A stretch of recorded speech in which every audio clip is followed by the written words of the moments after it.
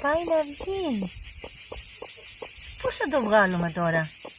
Να τη βοηθήσουμε? Όχι, μόνη της. Έρχεται το κοτοπουλάκι. Ακούγεται αλλά δεν το βλέπεις. Ψάχνουμε να βρούμε μια ώρα το κοτοπουλάκι και δεν το βρίσκουμε.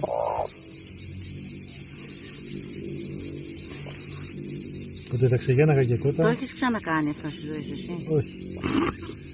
Να το. Να το. Δεν το στεγνώσει η μαμά του τώρα. Θα το στεγνώσει τώρα, δώσω στη μαμά του. Αχ, Παναγιά μου. Δώσω στη μαμά του. Δώσω. Άστα στη μαμά του. Ναι. Να το. Δώσω στη μαμά του. Περίμενε να το καθαρίσω. Έλα, πάρ' το μωρό. Άντε, να σου ζήσει. Βάλτε το από κάτω να το στεγνώσει. Να σου ζήσει.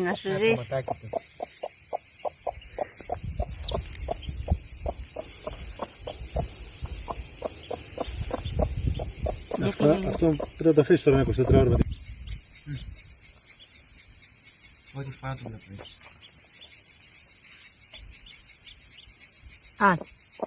Τα αφήνουμε